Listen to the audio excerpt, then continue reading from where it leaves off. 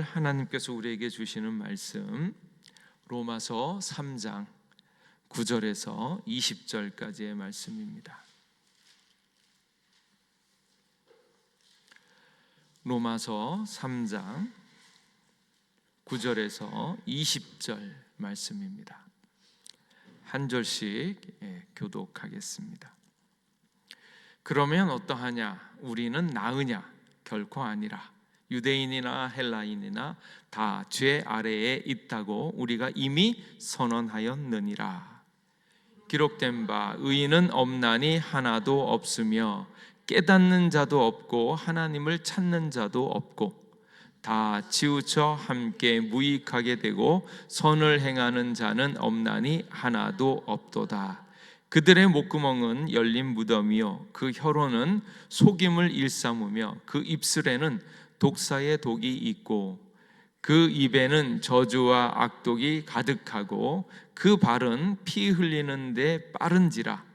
파멸과 고생이 그 길에 있어 평강의 길을 알지 못하였고 그들의 눈앞에 하나님을 두려워함이 없느니라 함과 같으니라. 우리가 알거니와 무릇 율법이 말하는 바는 율법 아래에 있는 자들에게 말하는 것이니 이는 모든 입을 막고 온 세상으로 하나님의 심판 아래에 있게 하려 함이라. 그러므로 율법의 행위로 그의 앞에 의롭다 하심을 얻을 육체가 없나니 율법으로는 죄를 깨달음이니라. 아멘. 이 저녁에 하나님께서 우리를 주님 품으로 불러주신 줄 믿습니다. 그 음성을 듣고 만족하고 기뻐하고 이미 우리에게 응답되어 주신 하나님의 복음을 잘 깨달을 수 있기를 주님의 이름으로 축복합니다. 우리가 지금 로마서 이 부분을 읽으면 2장, 3장 얘기하면서 계속 심판과 죄에 대한 이야기가 계속 나옵니다. 이 이야기를 들으면 여러분 어떻습니까? 뭐 다 아는 얘기를 또 하냐? 그리고 좀 축복 얘기를 해야지 왜 자꾸 죄 얘기를 하느냐? 이렇게 얘기할 수 있습니다. 그런데 하나님께서 주시는 축복으로 가는 그 시작이 죄로부터 시작되어지는 거예요. 하나님의 축복과 은혜를 누리려고 할 때 가장 막는 게 무엇입니까? 죄악이다라는 거예요. 그 죄가 나를 힘들게 하고 죽게 만들고 두렵게 하고 또 내가 지금 하나님의 생명을 풍성하게 누리는데 방해하는 것이 무엇인가? 죄다라는 거예요. 그리고 더 나아가서 하나님을 사랑하는 데 있어서 사랑하게 하고 있는 그 힘들을 주는 그 복음의 능력이 죄로부터 출발하기 때문에 그렇습니다. 그래서 로마서 2장, 3장에 보면 아주 집요하게 죄를 찾습니다. 샅샅이 또 촘촘하게 그리고 완벽히 찾습니다. 왜 찾을까? 하나님은 왜 죄만 자꾸 달달 볶고 있나? 이렇게 생각할 수도 있는데 실은 하나님의 사랑과 축복이 이 문제를 타고 오기 때문에 그렇습니다. 그래서 인간의 궁극적인 문제가 죄와 죽음의 문제를 해결하는 것부터 시작되어지기 때문에 그렇습니다. 한 사람이 있습니다. 한 사람이 집에서 있는데 우편으로 날라왔습니다. 우편으로 날라오면 기분이 좋아야 되는데 기분이 나쁜 편지가 있죠. 어떤 게 그렇습니까? 스팸 같은 거 그런 것도 굉장히 나쁘지만 가장 이제 저도 경기를 일으키고 어쩌면 우리 집사람도 경기를 일으키는 우편이 있어요. 그게 뭔가 하면 과태료 통지서입니다. 어디선가 찍혔다. 속도계를 찍혀서 딱 날라오면 일단은 긴장을 하는 거예요.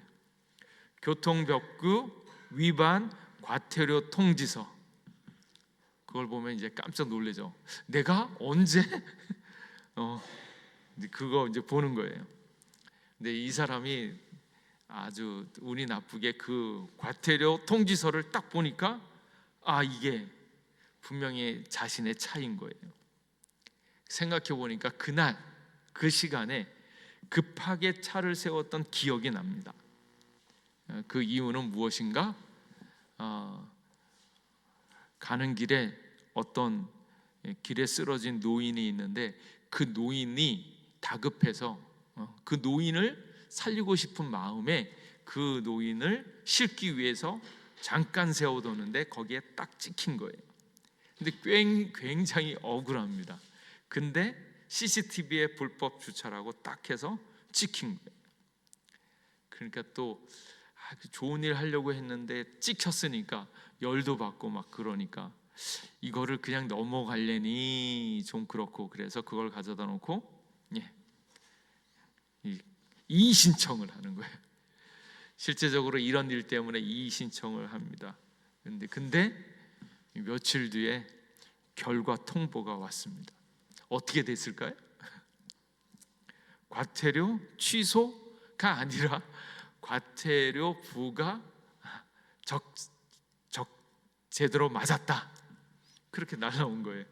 근데 좀 있다가 뜻밖의 연락을 받았습니다. 그게 뭔가면 그 노인의 아들이 이 사람을 찾는 거예요. 이 사람이 이의 신청하는 바람에 이의 신청한 그 일 노인이 곧 이렇게 도와주려고 이렇게 했는데 그 이의 신청을 했더니 거기에서 경찰서에서 노인의 아들이 자기 아버지를 고쳐준 게 너무 고마워서 이 사람을 찾고 싶어서 막 백방으로 애를 썼는데 찾을 길이 없었는데 그 불법 주차된 딱지와 그것에 대해서 이의를 신청했더니 그 노인의 가족이 그 일로 말미암아서 이 사람을 찾게 되었다라는 거예요. 그래서 벌금을 노인의 아들이 대신 과태료를 납부해 주고, 그리고 그의 선행이 알려지면서 지역사회에서 표창도 받고 감사금도 받고 지역 뉴스에 소개가 됐다. 이제 이런 얘기예요. 이게 하나님께서 우리에게 죄를 찾는 이유가 바로 이겁니다. 죄를 왜 찾는가? 우리의 죄, 감추고 꽁꽁 감추어뒀던 그 죄를 자꾸 찾으려고 하면 너무 숨기고 싶고 창피하고 막 그런데, 사실은 하나님께서 우리에게 왜 죄를 물으시는가 하면 죄이어야지만 너가 죄를 졌다라는 것이 분명할 때에 누가 능력이 있어요? 예수님께서 너희를 살린다라는 거예요. 그러니까 어차피 인생들이 다 뭡니까? 죽어요. 사망이에요. 왜? 죄 때문에 죽어요. 그런데 그 죄악 때문에 죽는다라는 것을 발견하는 사람, 내가 죄 때문이었네, 내가 죄를 졌네, 그것을 알고 있는 사람, 그리고 그 알고 있는 그 죄를 주님 앞에 가져오는 사람, 그 사람에게 무엇을 주려고? 예수 그리스도를 전해주려고요. 그러니까 오늘 있는 이 2장 3장에 나오는 이 집요하게 샅샅이 죄를 찾는 이유가 어디에 있는가 하면 우리를 살리려고 찾는다라는 거예요.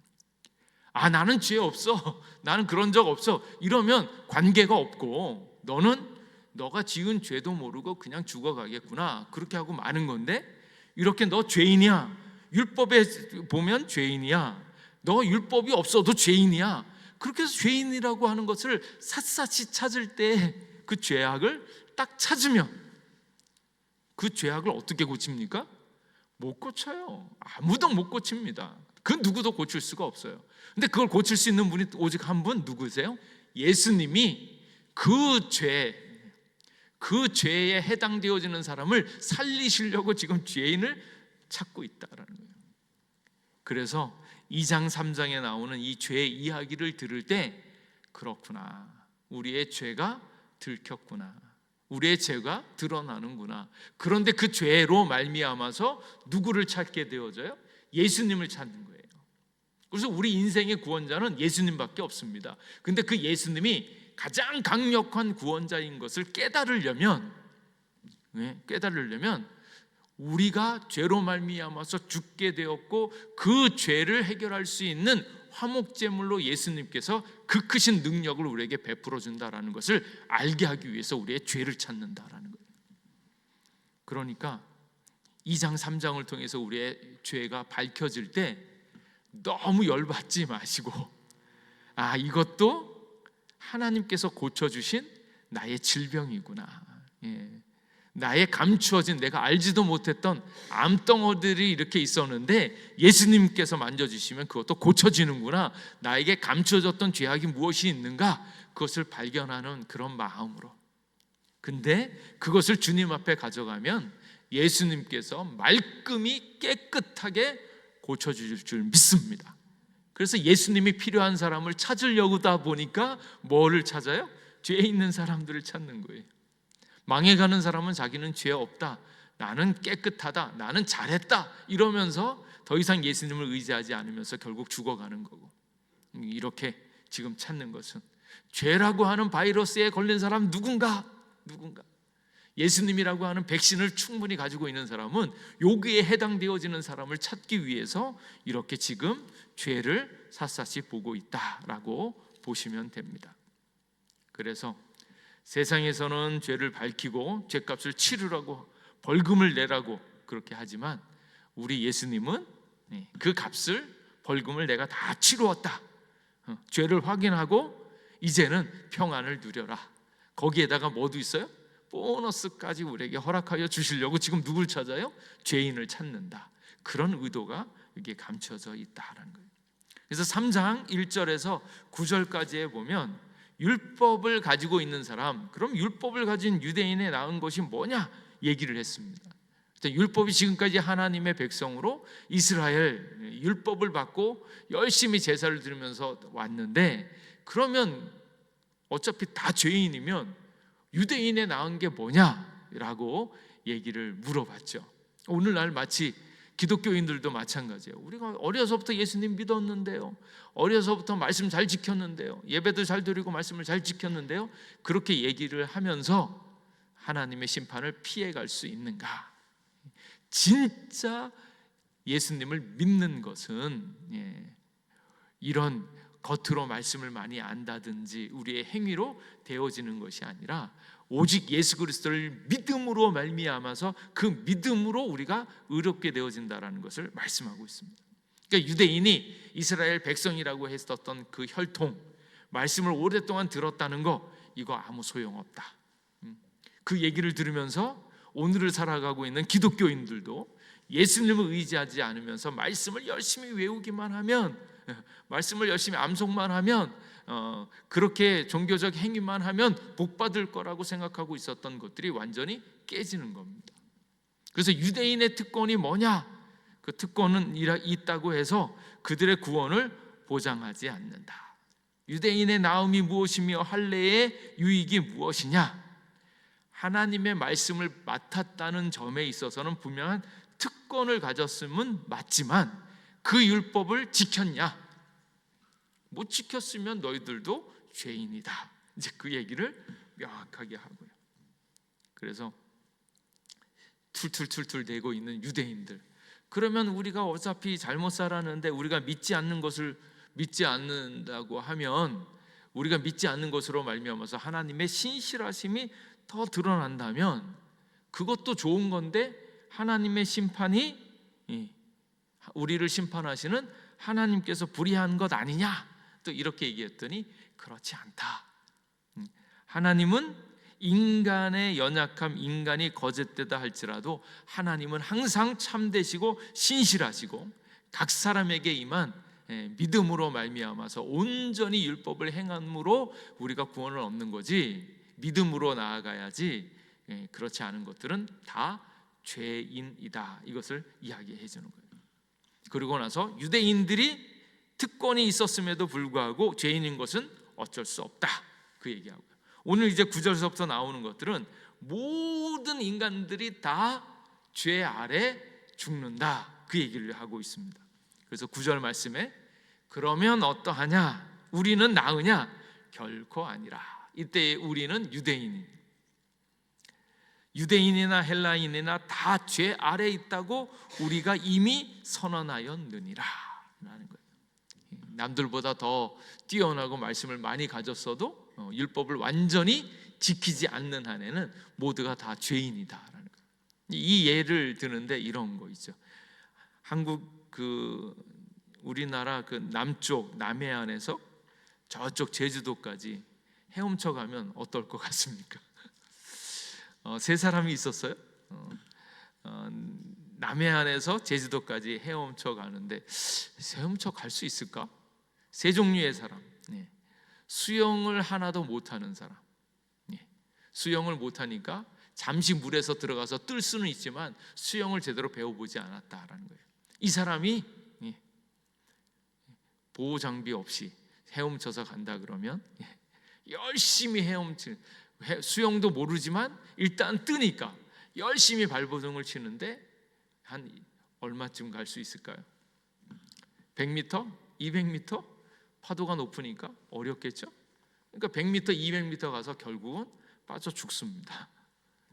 그러면 이제 또 두 번째 사람은 동네에서 수영장 날마다 다니면서 강습을 받으면서 열심히 운동을 해서 한 500m 왔다 갔다 해서 한 500m를 할 수 있는 능력이 있어요. 근데 이 사람이 가서 수영을 하면서 갑니다. 100m, 200m, 300m. 그래서 결국 500m. 또 죽을지도 모르니까 안간히 힘을 써가지고 1km 이렇게 갑니다. 결국 어떻게 됐을까요? 힘이 빠져 죽었습니다. 그 세 번째 사람이요. 국가대표, 수영 국가대표 선수. 금메달까지 딴 수영 국가대표 선수가 갑니다. 1km, 2km 갑니다. 근데 10km 간 다음에 어떻게 될까요? 역시 힘에 빠져 죽습니다. 하나님 앞에서의 인간의 상황들이 그와 같다라는 거예요. 유대인이나 이방인이나 그 어떤 인간이라도 조금 더 깨끗하고 조금 더 의롭다 할지라도, 많이 의롭다 할지라도 하나님의 의에 이르기에는 다 부족하다. 그래서 나는 100m 갈 수 있다, 나는 1km 갈 수 있다, 나는 500km 갈 수 있다. 그러나 남해안에서 제주도로 건너가는 것은 못한다. 그래서 지금 있는 모든 인간들, 의를 따지고 막 이렇게 얘기할지 모르지만 결국 그들은 동일하게 하나님의 의를 이루는데 실패한다. 그래서 모든 사람이 다 죄인이며 의인이 없다. 그 얘기를 오늘 말씀해 주고 있습니다. 그래서 인류 전체를 죄인으로 정할 때가 되었다라는 거예요. 그래서 여기에 다 죄 아래 있다, 다 죽는다. 근데 이 이야기를 들으면 어떻습니까? 절망스러워요. 어떻게 이루어졌을까? 근데 이렇게 얘기하는 이유가 어디에 있을까요? 절망해야 된다라는 거예요. 인간 너희 스스로는 절망해야 된다. 아무리 삶을 고치려고 애를 써도 위로부터 내리는 하나님의 은혜를 받기에는 인간의 힘으로는 안 된다라는 것을 절망할 수밖에 없다라는 거예요. 그리고 그 다음에는 어떻게 합니까? 그 다음에 예수님이 오셔서 이 모든 것을 고쳐주시는 것을 봐야 되고, 그럴 때까지 예수님을 사모하고 간절히 찾을 때까지 인간은 뭐 합니까? 좌절할 때까지 기다릴 수밖에 없는 거예요. 그동안은 뭐예요? 그래, 너 열심히 해봐. 네가 할 수 있다면 너가 해봐. 그렇게 얘기를 했을까? 하지 말라고 얘기했는데 인간이 뭐예요? 부득불 열심히 하잖아요. 내가 할 수 있을 거라고, 내가 해야지 된다라고, 인생에 대한 모든 것들을 나 아니면 이걸 고칠 사람이 없을 거라고, 그리고 또 하늘도 내가 열심히 하면 나를 도와줄 거라고 생각하면서 이렇게 사는 사람들이 많죠. 근데 여기에서 계속 얘기하는 것은 인생은 좌절할 수밖에 없다. 뭐 때문에? 죄 때문에. 인간의 그 어떤 행위도 하나님의 의를 이룰 수 없으면서 무너질 수밖에 없다는 것을 계속 보여주고 있습니다. 그래서 유대인이나 헬라인이나 다 죄 아래에 있다고 이미 선언하고 있다라는 거예요. 그래서 이게 전적인 타락의 증거로 나타나는데 그것을 명확하게 보여주는 거예요. 보여줄 때 어떻게? 기록된 바, 이 사람들이 유대인들이 율법에 이를 때 자기가 좋은 것만, 자기가 지킬 수 있을 것만, 또 지켜서 복받을 만한 것만 율법이라고 해서 그것을 지키려고 애를 썼는데, 실제 하나님의 말씀에 율법이 무엇을 이야기하고 있는가 하는 것을 쫙 보여주는 말씀입니다. 그래서 10절서부터 기록된 바, 이미 성경에 뭐라 그래? 의인은 없나니 하나도 없다고 말씀해 주셨다. 그래서 의인은 없다, 하나도 없다, 그것도 구약에 있는 말씀으로 이것을 이렇게 찾고 있습니다. 그래서 구약 성경을 인용해서 인간의 전적인 타락을 증명해냅니다. 그래서 그 순서가 쭉 지나가는데 10절서부터 18절까지 의인은 없나니 하나도 없고, 근데 두 번째 더 심각한 건 뭡니까? 깨닫는 자도 없고 하나님을 찾는 자도 없고, 그러면서 점점 치우쳐서 무익하게 되어지고, 결국 맨 마지막에 18절에 보면 그들의 눈앞에 하나님을 두려워함이 없느니라. 결정적인 증거가 이거예요. 그래서 서서히 하나씩 증거를 대면서 결과적으로 인간이 뭐 하고 있어요? 하나님을 두려워하지 않는다. 그러니까 하나님이 약간은 우습게 보이고, 내가 원할 때 내가 원하는 대로 하나님이 움직여지기를 바라고, 그리고 하나님에 대한 존중됨이 없고, 하나님이 엄위하시고 모든 것을 가차없이 실행하시는 그 하나님의 그 무서움을 모른다라는 거예요. 세상에서 가장 무자비한 게 뭐예요? 죽음이잖아요, 죽음. 근데 하나님께서 그 죽음을 정말로 즉각 실행해 버립니다. 그러니까 하나님께서 죽음을 허락하실 때는 얼마나 하나님이 무서우신가라는 거예요. 그 또 죽음이라고 하는 게 시도 때도 없어요. 언제 어떻게 오는지 모릅니다. 어떻게 저런 사람이 죽습니까? 그런데 몰라요, 어떻게 되어지는지. 이게 다 하나님 손에 달려 있는 거예요. 오늘 사사기 이야기를 하면 아비멜렉과 세겜, 왜 그렇게 됐습니까? 한때는 자기의 욕심 때문에 열심히 한통속으로 열심히 자라다가, 근데 무슨 일이요? 악한 영이요, 하나님의 계획하에 하나님의 뜻이면 그 둘 사이가 깨지는 겁니다. 그 누구도 우리는 사랑하니까, 우리는 열심히니까 이게 잘 될 거라고 장담할 수가 없어요. 하나님께서 하시면, 하나님께서 계획하시면 하나님의 뜻대로 이 모든 것이 이루어지게 되어 있는 하나님이 얼마나 두려우신 분인가. 마치 우리가 이해하기로는 하나님을 사랑의 하나님 그렇게 얘기하니까, 사랑의 하나님 맞죠? 그 사랑을 이루기 위해서 악된 존재들은 언제든지 가차없이 죽음이 올 수밖에 없는 그 아주 참혹한 현실입니다. 근데 그 하나님을 두려워하지 않는다라는 거예요.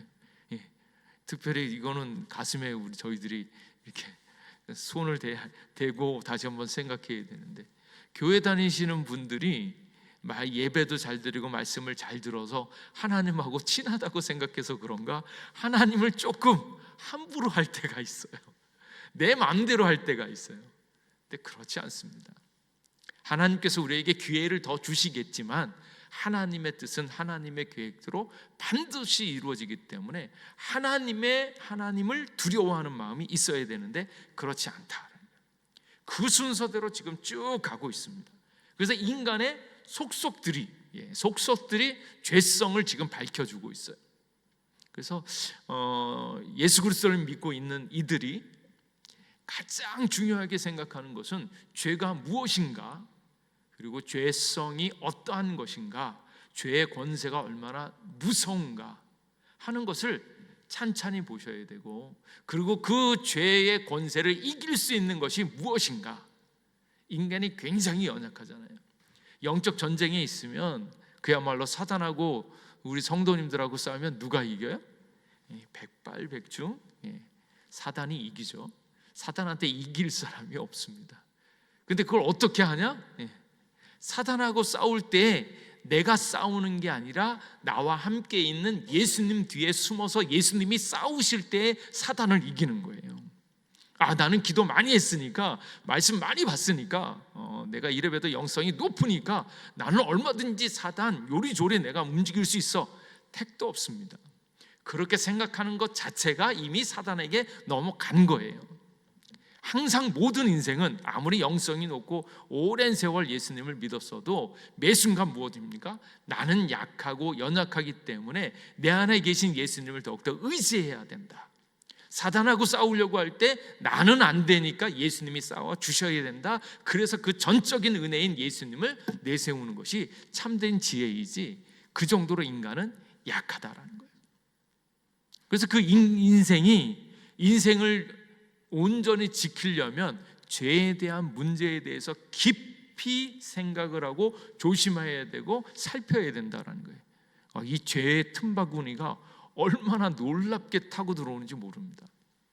그래서 우리의 전적인 모든 것들이 타락되어져 있다는 거, 어떻게 이 죄가 역사하기 시작하는가, 그것을 보려고 할 때 이제 오늘 이 말씀을 보면 참 도움이 되어집니다. 그래서 10절 말씀에 의인은 없나니 하나도 없다, 하나도 없습니다. 이제 로마서를 읽다 보면 죄에 대한 이야기가 나오는데 죄가 두 종류가 나와요. 죄들이라고 나오고, 어떤 순간에 너희가 죄인이다 막 이렇게 얘기를 하면서 어떤 죄를 졌고 뭐 미워하고 시기하고 악독하고 뭐 이런 죄를 졌다. 그래서 죄들이라고 하는 죄의 복수형이 나옵니다. 근데 그 복수형이 쭉 나오다가 어느 순간에는 죄라고 나와요. 모든 것을 막 이렇게 나쁜 짓을 많이 하는데 죄라고 나옵니다. 이게 왜 차이가 있는가? 죄들이라고 하면 인생에 행하고 있는 죄악된 여러 가지 행위들을 죄들이라고 보는 거예요. 근데 그 죄들이 예수 그리스도의 십자가 보혈로 깨끗이 씻겨집니다. 근데 문제는 어디 있냐면, 단수형으로 나왔을 때 그것은 뭔가 하면 인간 안에 있는 죄의 본성이에요. 인간이 짓고 있는 여러 가지 죄악들의 일들이 있는데, 예수님이 십자가에 죽으실 때 우리들의 행한 모든 죄악된 일들이 다 깨끗이 씻음 받습니다. 근데 거기에 그 옛날에 지었던 죄에 얽매여서는 안 됩니다. 근데 얽매이는 사람들이 있죠. 근데 그 죄들은 깨끗이 씻겨졌다라는 거예요. 근데 문제는 어디에 있냐면, 그 다음으로 나오면 죄의 본성이 남아있다.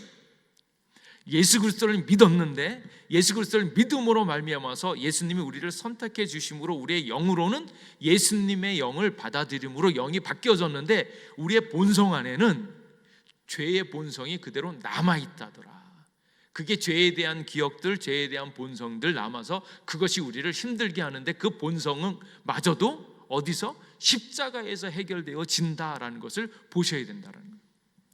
그래서 죄에 대해서 깊이 생각할 때 죄들 깨끗이 해결되어졌음을 믿으시기 바랍니다.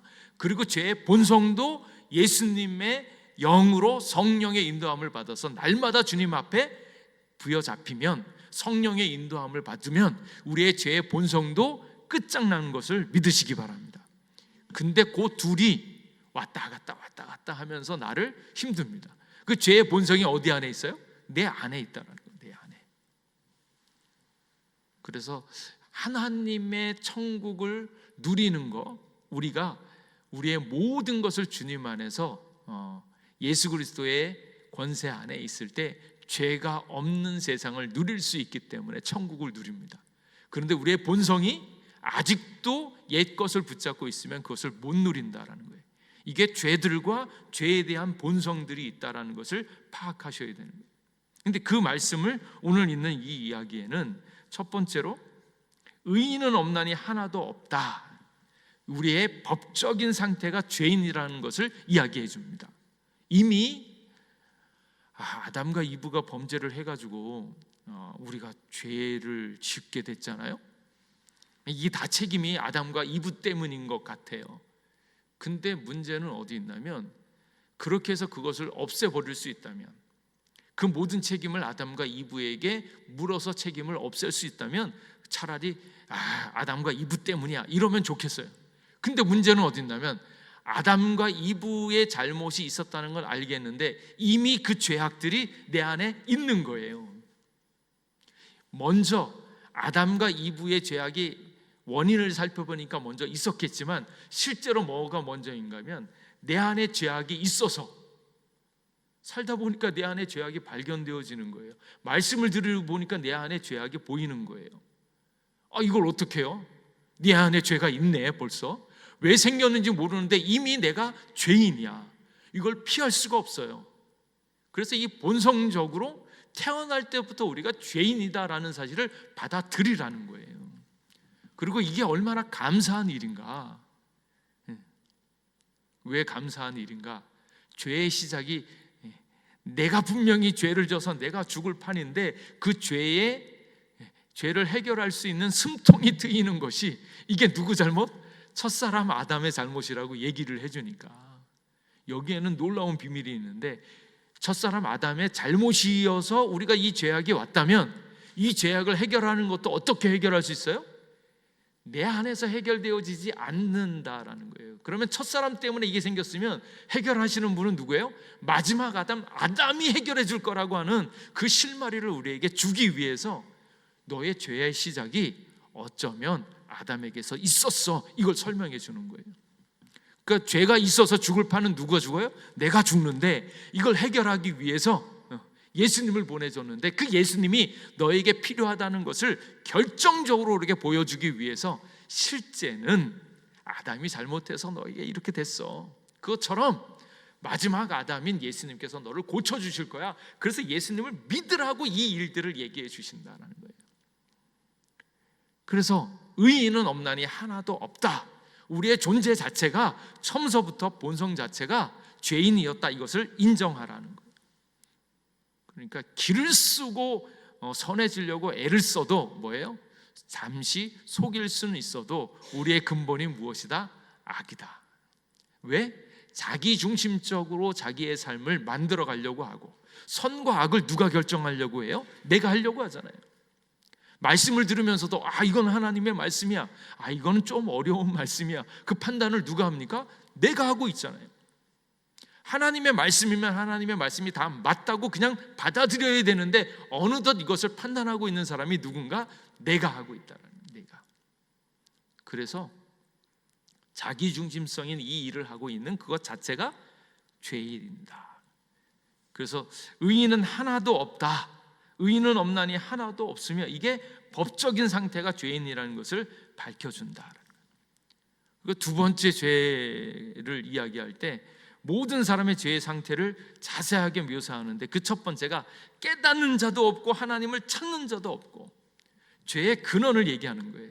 이걸 깨닫는 사람이 없다. 너가 죄인이라는 것을 왜 깨닫지 못하느냐? 너의 실제, 현존, 근원 다 따져봐도 자기중심적인 죄밖에 없는데 그걸 왜 못 깨닫는가? 그러니까 죄인이지. 자기가 죄인인 것을 깨닫지 못하고 있는 그 마음 안에 있는 생각이 어두워져 가지고 하나님을 못 깨닫는다. 그래서 진짜 깨닫는 사람, 총명한 사람은 누굽니까? 하나님을 알고 하나님의 말씀을 받는 자이다. 그래서 지성, 생각, 본성이 죄로 더럽혀졌기 때문에 하나님의 진리를 이해하지 못합니다. 그래서 참 신기하죠.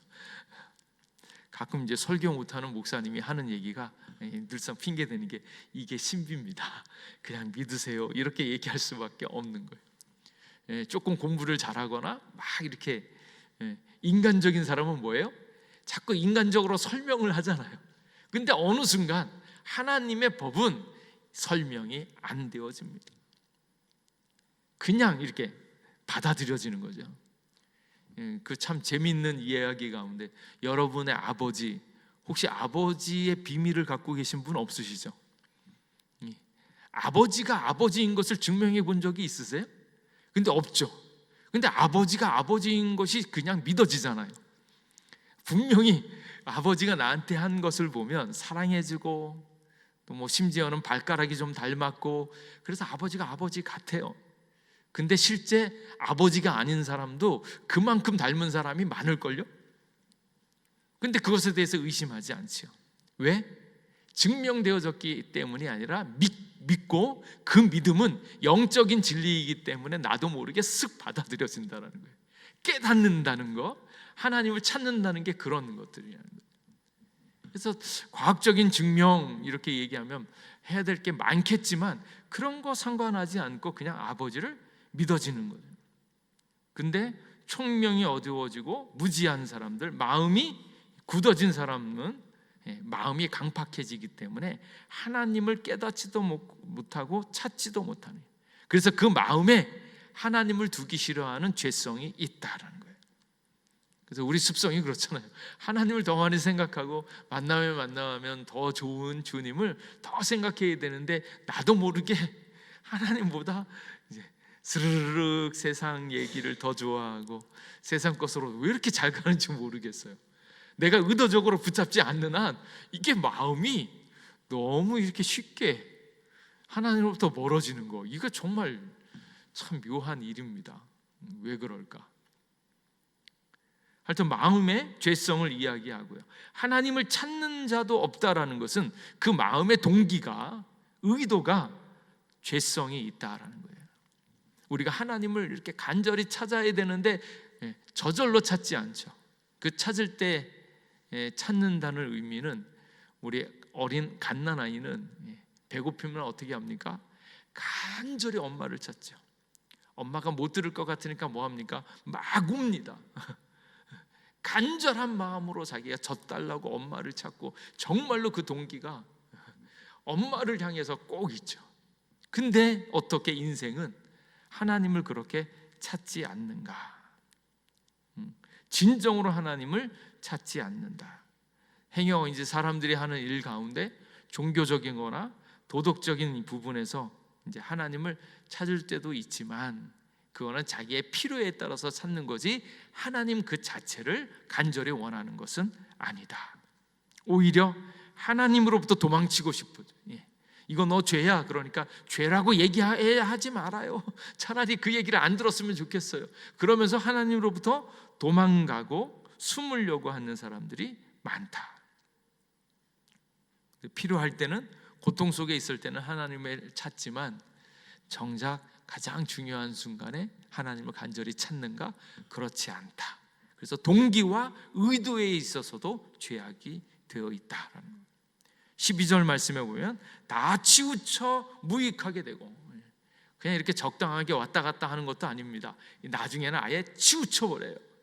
하나님 쪽이 아니라 하나님 반대편으로, 돈을 더 좋아하고 권세를 더 좋아하고 세상을 더 좋아하고, 부득불 하나님을 사랑하려고 애를 쓰지만 돈을 향해서, 권력을 향해서는 나도 모르게 몸이 그쪽으로 반응하면서 막 움직이고 있어요. 이게 신기한 거예요. 인간의 죄악된 것들을 너무나 잘 보여줍니다. 말하지 않아도 주님을 위하여 이렇게 헌금을 하고 더 많이 하고, 어떻게 하면 어떻게 하나님께 더 많이 예물을 드릴까, 이것을 고민하는 게 아니라 어떻게 하면 적게 드릴까, 어떻게 하면 더 이득이 되게 할까, 이것에 나도 모르게 방향이 확 쓸려져 있는, 그래서 치우쳐져 함께 무익하게 되어지고 선을 행하는 자도 없나니 하나도 없도다. 이거는 인간의 의지 자체가 죄성이 있다. 의지가, 나도 모르는 의지가 하나님을 향하기보다는 자신의 길, 스스로 선택할 권리와 자기 결정권에 대한 요구를 이렇게 극대화하면서 그것을 요구하는 거예요. 또 이렇게 해야지 뭐가 생깁니까?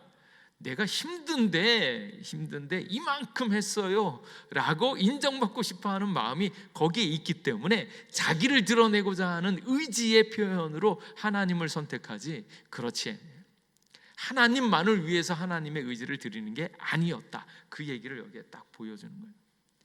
그래서 마음의 죄성, 동기와 의도의 죄성, 의지의 죄성 얘기하고, 그 다음에는 이 의지가 구체적으로 우리의 삶 가운데서 나타나는데, 첫 번째로 나타나는 게 뭔가 하면 목구멍, 혀, 입술, 입의 악함을 묘사합니다. 그래서 육체에 있어서 가장 첫 번째로 죄를 많이 짓는 것이 입술로 짓는 거예요.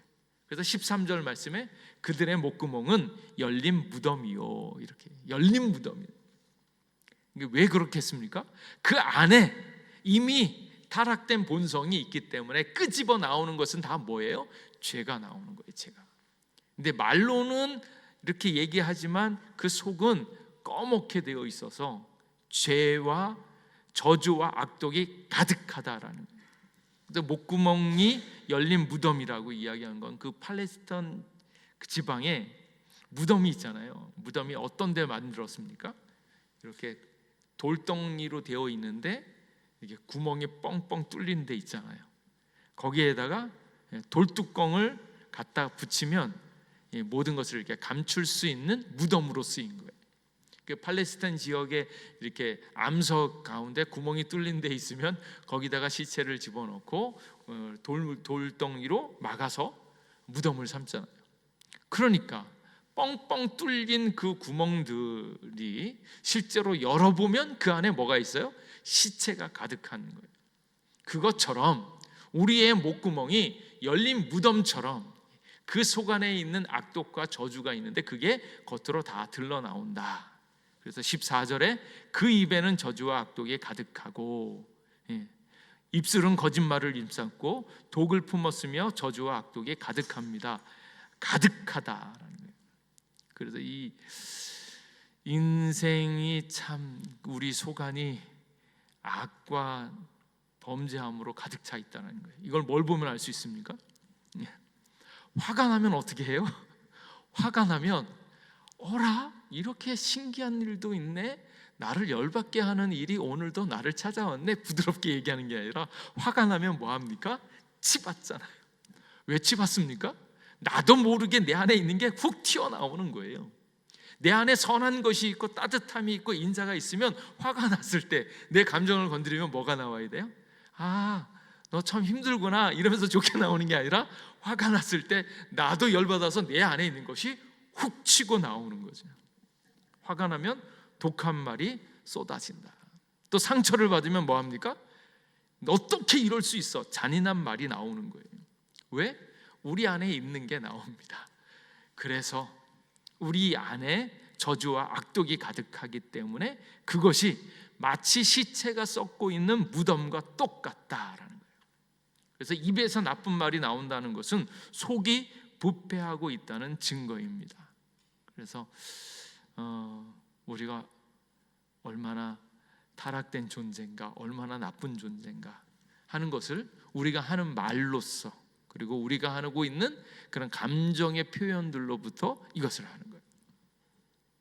그래서 물론 이제 거룩한 분노도 있죠. 나쁜 것에 대해서는 나쁘다라고 얘기하는 것은 합당한 방법이지만 그렇지 않은 일들에 대해서 내 안에 있는 악과 선하지 않은 것이 나오는, 그것은 우리 안이 썩었기 때문에 그것이 그대로 나온다라는 것을 이야기하는 거예요. 그리고 15절 말씀에 그 발은 피 흘리는데 빠른지라. 그래서 악독과 죄악들이 이제 겉으로 드러나서 의지의 발현으로 말로 표현되어지고 발로 나타나는데, 발로 망가뜨리는 것이 무엇입니까? 결국 관계의 범죄들이요, 관계의 죄악성들이요. 우리는 직접 살인하지 않았다라고 말할 수 있습니다. 그러나 우리는 사람을 미워합니다. 그래서 예수님께서 뭐라 그래요? 미워하는 것도 살인이라. 그래서 파멸과 고생이 그 길에 있어서 평강의 길을 알지 못하고, 그래서 죄가 인간의 관계들에 대해서 망가뜨리는 겁니다. 그래서 이렇게 우리 안에 있었던 그 죄악들이 사방팔방으로 다 나오고 있어요. 가만히 있어도 괜찮은 것 같지만 정작 기회를 타서 우리의 속사람이 그대로 드러나는 것으로 이것이 증명이 되어지는 겁니다. 그래서 우리가 죄인이라는 거예요. 가장 이제 결정적인 그 범죄함이 18절 말씀에 하나님에 대한 우리의 관계 문제로 그들의 눈앞에 하나님을 두려워하는 것이 없다. 그래서 전폭적인 전적인 타락이에요. 그래서 의인은 없고 하나도 없는데 깨닫는 자도 없고 하나님을 찾는 자도 없고 선을 행하는 자도 없고 하나님을 두려워하는 마음도 없고 그냥 뼛속 깊이 죄인이다. 그것 무엇 하나 가능성이 없다. 이제 그 얘기를 이야기해 줍니다. 그래서 이 이야기를 들으면 이거 너무 과한 것 아니냐라는 느낌이 들 수 있지만, 조금 과한 표현일 수도 있지만 분명한 것은 기회를 따라서, 때를 따라서, 만만한 사람을 따라서 이 죄악이 흘러나오는 거예요. 내가 조금 편한 사람한테는 좀 막하는 것 같고, 나보다 엄하고 권세가 센 사람 같은 경우에는 찍소리도 못하면서 뒤에서 욕을 할지 모르지만 결과적으로 우리에게 나오는 모든 것들이 악이다, 죄악이다. 이 이야기를 들으면 어떻습니까? 아, 우리는 틀렸다, 어떻게 하란 말인가, 이 소리가 절로 나오는 거예요. 하나님을 떠난 죄의 핵심이 자기 중심성인데, 하나님 뜻대로 온전히 순종하지 않고 자기가 판단하고 자기 마음대로 하려고 했던 그 모든 죄악들이 우리를 힘들게 하고 죽게 만든다는 거예요. 그리고 그 죄의 본성이 계속 따라다니면서 나를 붙잡고 있다라는 것이 오늘에 있는 현실입니다. 그래서 과연 내 삶에 지금 힘들게 하는 것이 무엇인가? 죄 때문은 아닌가? 죄가 아직도 해결되어지지 않아서 나오는 것은 아닌가? 아니면 하나님의 영을 쫓아 행하는 것이 아니라 육의 속성을 따라서 여전히 죄 가운데 있는 것은 아닌가 살펴봐야 되고요. 그것을 명확하게 알기 위해서 모든 인간들의 입을 막으면서 심판 아래 있다는 것을 보여주기 위해서 뭘 주셨는가? 율법을 주셨다는 거예요. 이 얘기를 해도 스스로 깨달으면 얼마나 좋습니까? 못 깨달으니까 그것을 깨닫게 하기 위해서 목사님의 말씀을 통해서 율법을 우리에게 주면서, 자, 율법에 이렇게 되어 있으니까 우리가 죄인이지 않느냐, 이럴 것까지 다 예비해서 그것을 빠져나가려고 가증스럽게 하고 있는 모든 것 또한 죄악이다라는 거예요. 그래서 19절 말씀에 율법이 말하는 바는 율법 아래에 있는 자들에게 말하는 것이니 이는 모든 입을 막고 온 세상으로 하나님의 심판 아래 있게 하려 합니다. 결국 심판받습니다. 결국 죽습니다. 말하지 않아도 이걸 아는 거예요. 모든 육체가 죽습니다. 근데 죽음 가운데 버려두지 말아야 될 것은 영영한 죽음이 아니라, 죽는다 할지라도 그에게 영생을 주어서 하나님께서 보여주시는 그 영원한 생명을 보게 하기 위해서 예수님을 보내셨다라는 거예요. 그리고 그것을 깨닫게 하기 위해서 죄가 있고 죄에 대한 값인 죽음이 우리 안에 실제하고 있다라는 거예요. 그래서 모든 입을 막고 온 세상으로 하나님의 심판 아래 있다는 것을 보이는 것이고요. 그리고 감사한 것은 이 율법이 뭐 하려고요? 죽이려고 보낸 게 아니고, 율법의 행위로 그 앞에 의롭다 하심을 얻을 육체가 없나니 율법으로는 죄를 깨달음이니라 라는 거예요. 그래서 죄를 깨닫고 뭐 하라고요? 예수님을 믿으라고요.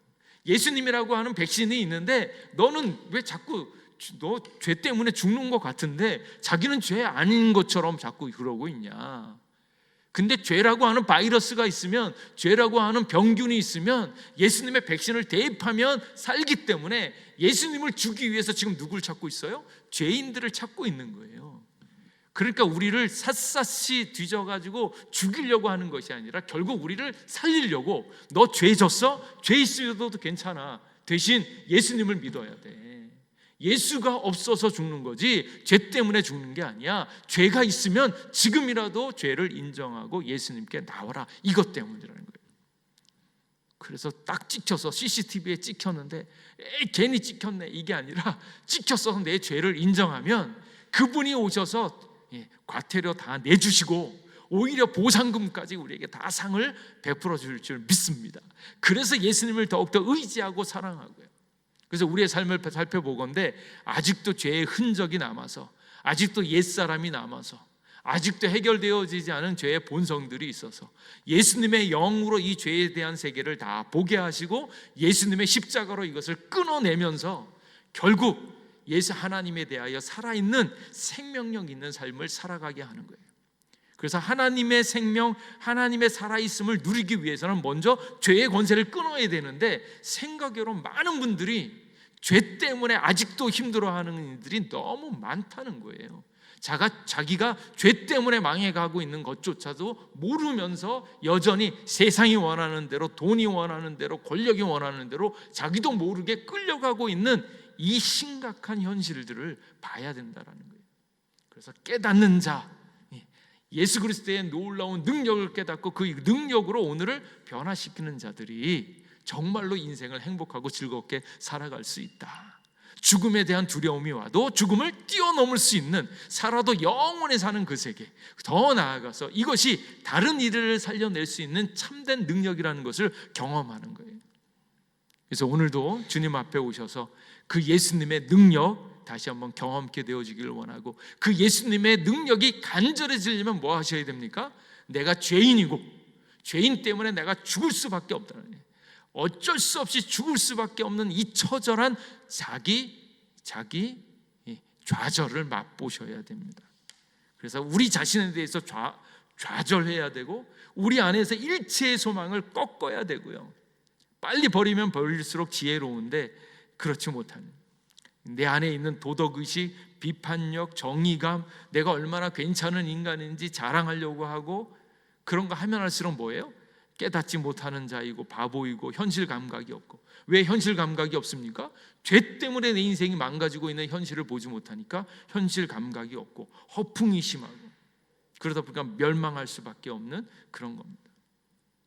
그래서 행여나 어떤 사람이 그렇게 나는 평생 법 없이도 살았어 그렇게 얘기하죠.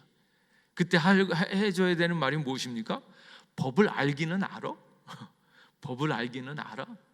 그게 인간의 법이야? 사람들의 법이야? 하나님의 법에 의하면 법 없이 못 살아. 그 정도로 법도 뭔지 모르면서 다 인생을 망가뜨리고 있지 않는가. 살인죄가 적용되어지고 있는 하나님의 그 법은 왜 모르고 지키지 않냐고. 그거 알면 너는 살인죄를 졌고 너도 사형당할 수밖에 없어. 그런. 나는 평생 많은 사람들을 가르쳤는데 왜 너는 안 배우냐. 모든 인간이 범죄자이고 죄를 지었다는 것을 왜 너는 깨닫지 못하는가. 그러면서 그것을 너희가 알지도 못하고 가르쳤음에도 불구하고 제대로 가르친 거 맞아? 주일학교 교사로서 정확하게 가르친 거 맞아? 너의 생각, 너의 가르침을 주었을지 모르지만 하나님의 진짜 가르침은 뭡니까? 너희는 죄인이고 가능성이 없다는 거 빨리 얘기해줘서 오직 예수님만 붙잡으라고 얘기해야 되는데, 저는 많은 사람을 가르쳤는데요, 정말로 가르치긴 잘 가르쳤는지, 가르쳤어도 왜 너는 안 배우고 있는가, 그 얘기를 줄 수밖에 없는 거예요. 그러니까 모든 인간은 죄인이면서 실패할 수밖에 없고 자기 좌절을 맛볼 수밖에 없고 소망이 없다는 것을 깨달으면 깨달을수록 어떻게 되어집니까? 예수님을 더욱 많이 붙잡을 수밖에 없는 거예요. 와, 내 인생, 내 신세 어떡합니까? 내 마음도 못 받고 내 의지도 못 받고 내 동기도 못 받고, 나는 어느덧 이렇게 나도 모르게 내 욕심, 내 생각, 내 고집으로 흘러가고 있는 이 인생을 어떻게 바꿀 수 있냐고요. 가장 좋으신 예수님이 오셔서 내 삶을 만져주셔야지만 내 삶이 고쳐지기 시작하는데, 그래서 주님께 주목하고 주님의 계획 안에 내가 들어가야 되는데, 자꾸 나는 내 계획 안에 예수님을 자꾸 집어넣으려고 하잖아요. 예수님의 계획 안에 나를 집어넣어야 되는데 그렇지 않고 있는 인간의 부족함과 연약함이 있다라는 거예요. 다시 한번 우리의 죄악됨을 깨닫고, 죄악됨을 깨달으면 깨달을수록 좌절하시고 소망을 버리시고 예수님을 붙잡음으로 예수님만이 나의 소망 되어 주시는 것들을 고백할 수 있기를 바랍니다. 그때 예수님이 오셔서 우리 인생을 고쳐주시고 소망을 주시고 힘을 주시고 그 끝내 승리케 하실 줄 믿습니다. 그 좋으신 예수님을 경험할 수 있기를 주님의 이름으로 축복합니다. 기도하겠습니다. 하나님, 우리는 때때로 우리의 무력함을 잘 모르고 괜찮은 사람이라고 생각할 때가 있습니다. 그리고 나름대로 착하게 의롭게 살았다라고 생각합니다. 그러나 우리의 삶은 언제나 주님의 의에 부족하고 무력하고, 그리고 이제 율법에 의해서 우리의 입을 닫을 때가 되었습니다. 이제 하나님의 은혜, 예수님을 만나게 하여 주시옵소서. 우리는 좌절할 수밖에 없지만, 지옥에 갈 수밖에 없는 존재였지만, 예수님께서 십자가에서 우리의 죄값을 다 치르시고 우리의 본성을 한 예수님의 본성으로 하나님께 대하여 살아있는 자로 만들어 주시는 것을 보게 하여 주시옵소서. 그래서 다시 예수님 안에 소망을 품고 정말로 찬란한 영광과 소망을 바라며 다시 한번 일어서는 저희들 되게 하여 주시옵소서. 아직도 망가지고 있는 우리의 삶 가운데 예수님으로 말미암아 일어서며 회복되어지는 역사를 보게 하여 주시옵소서. 감사드렸고 예수님 이름으로 기도하옵나이다. 아멘. 이 시간 우리 같이 기도하겠습니다.